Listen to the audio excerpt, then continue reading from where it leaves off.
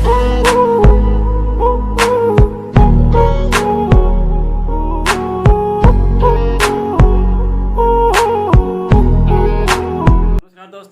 मैं Suresh Kumar super Hindi classes में आप सभी का स्वागत करता हूं। आज हम पढ़ेंगे रूढ़ शब्द, यौगिक शब्द और योगरूढ़ शब्दों को। हम पढ़ रहे थे शब्द विचार। शब्द विचारों में आज हम पढ़ेंगे व्युत्पत्ति, रचना, बनावट व संरचना के आधार पर शब्दों के वेद। कितने वेद माने गए हैं? 3 माने गए हैं। ठीक है, पहला अपना है रूढ़ शब्द। दूसरा बिंदु है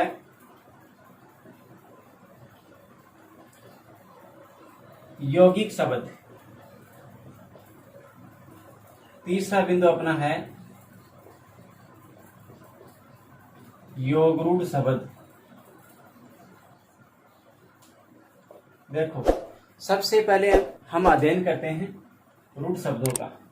ठीक है, वे शब्द जिनके खंड करने पर कोई अर्थ नहीं निकलता है, अर्थात वे शब्द जिनके टुकड़े करने पर कोई अर्थ नहीं निकलते, उन्हें हम रूढ़ शब्द कहते हैं। जैसे एक उदाहरण लेते हैं, जैसे बालक शब्द है, इनके अगर हम 3 खंड करेंगे तो कोई अर्थ नहीं निकलेगा। जैसे बाधने, लैधने, कै, यानी इनके 3 खंड हो गए तो अब इनका कोई अर्थ नहीं निकलेगा।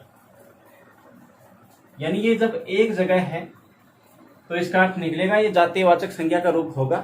लेकिन इसको हम अलग अलग कर देंगे तो इसका कोई अर्थ नहीं निकलेगा, इसलिए ये रूढ़ शब्द हुआ। अब हम और उदाहरण देखते हैं, अन्य उदाहरण देखते हैं।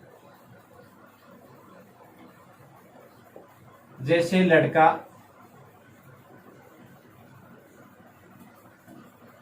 घर, गाय, घोड़ा, पुस्तक, कर्म, धर्म,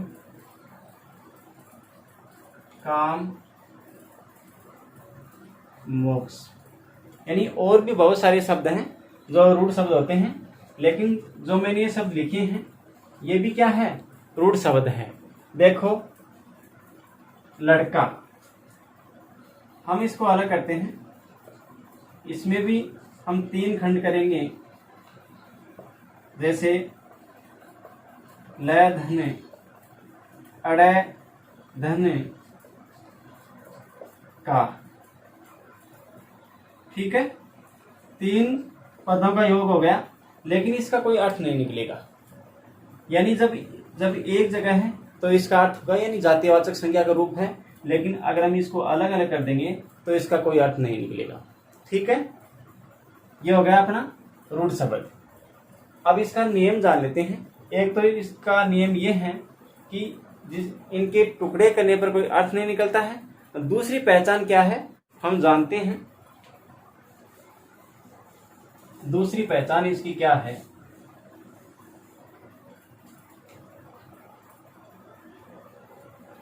दूसरी पहचान है कि ये शब्द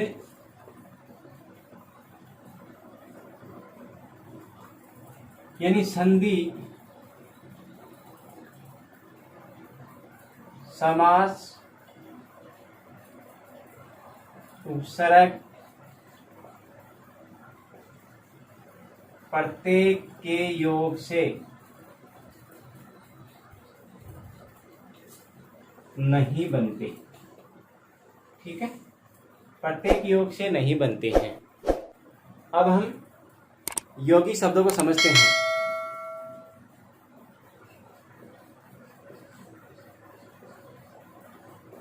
यौगिक शब्द। देखो यौगिक शब्द देखने मात्र से पता चल रहा है कि ये योग से बनते हैं।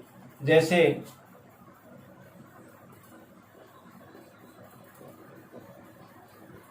योग धन,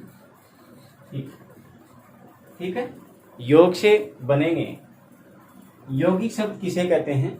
वे शब्द जो दो या दो से अधिक शब्दों के योग से बनते हैं, जिनका अपना अलग अलग अर्थ भी होता है।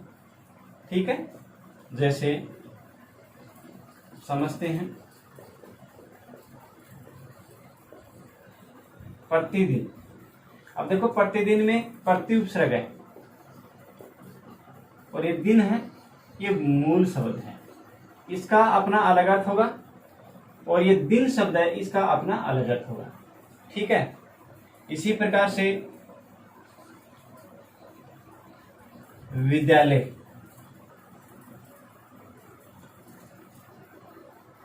विद्याधने आले। देखो एक शब्द तो ये हो गया और एक शब्द ये हो गया, दो शब्द हो गए और इनका अपना अलग अलग अर्थ भी होगा। ये भी क्या हुआ? यौगिक शब्द हो गया। ठीक है, और उदाहरण देखते हैं।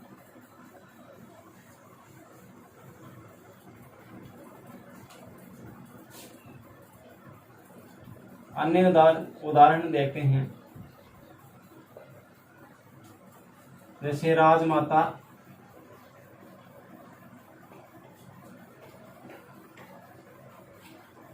राष्ट्रपति,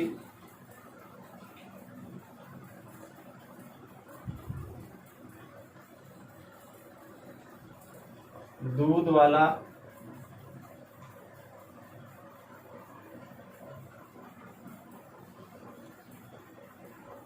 विद्यार्थी,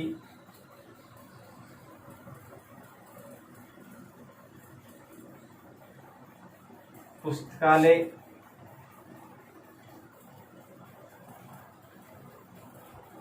वाचनालय, यानी और भी बहुत सारे शब्द हैं।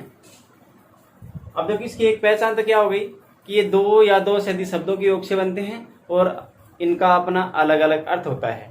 और इसकी दूसरी पहचान क्या है, ये हम समझते हैं।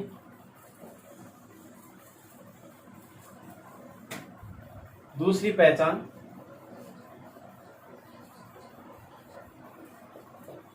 ये शब्द हैं, ये शब्द संधि समास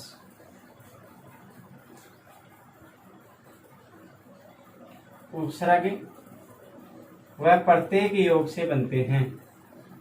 प्रत्यय के योग से बनते हैं। ठीक है, एक ये पहचान हो गई। एक तो पहचान कौन सी थी कि ये दो या दो से अधिक शब्दों के योग से बनते हैं और इनका अपना अलग अलग अर्थ होता है। और एक पहचान ये हो गई कि ये संधि समास उपसर्ग और प्रत्यय के योग से बनते हैं। ठीक है, अब हम तीसरा भेद समझते हैं, यौगिक शब्द। तीसरा भेद अपना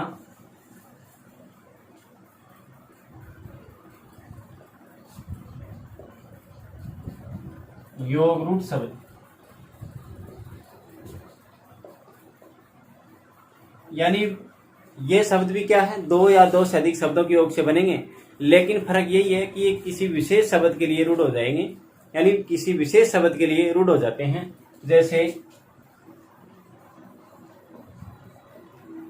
चारपाई, चार पैरों वाली, ये किसके लिए रूढ़ हो गया? खाट के लिए। खाट के लिए प्रसिद्ध हो गया शब्द। ठीक है, इसी प्रकार से त्रिनेत्र, तीन नेत्र है जिसके, अर्थात शंकर भगवान, शिव शंकर के लिए प्रसिद्ध हो गया। इसी प्रकार से जलज कमल के लिए रूढ़ हो गया। दशानन रावण के लिए, मुरारी श्री कृष्ण के लिए रूढ़ हो गया। ठीक है, एक हम शब्द मुरलीधर, मुरलीधर किसके लिए प्रसिद्ध हो गया? कृष्ण के लिए, जिसके होठों पर मुरली है, ठीक है ना, कृष्ण भगवान के लिए। इसी प्रकार से विषधर, यह भी शब्द शंकर भगवान के लिए रूढ़ हो गया, शिव शंकर के लिए, ठीक है ना। यानी कहने का मतलब यही है कि ये शब्द दो या दो से अधिक शब्दों के योग से बनते हैं और किसी विशेष शब्द के लिए रूढ़ हो जाते हैं। इसकी पहचान कौन सी है? पहचान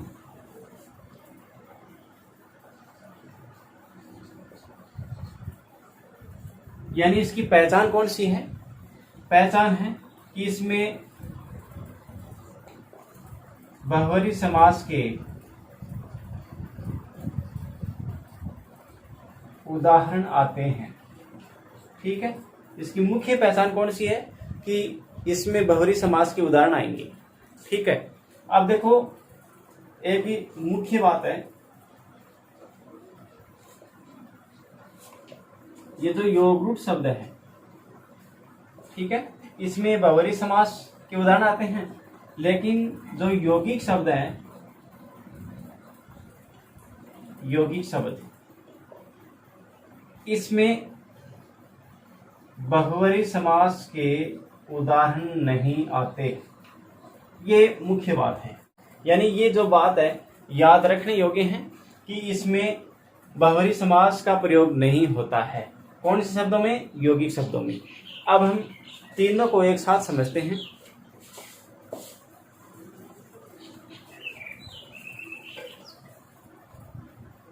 देखो, पहला अपना रूढ़ शब्द,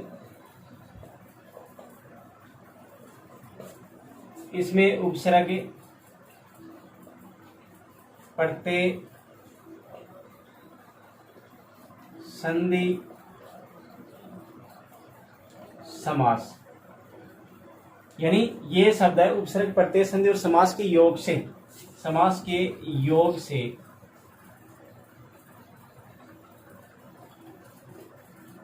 नहीं बनते, ठीक है, नहीं बनते हैं।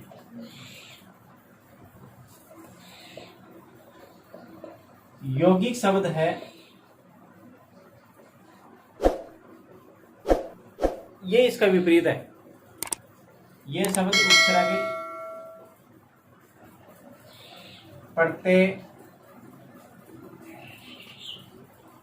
संधि और समास, यानी उपसर्ग प्रत्यय संधि और समास के योग से बनेंगे, से बनते हैं। ये इसकी पहचान है।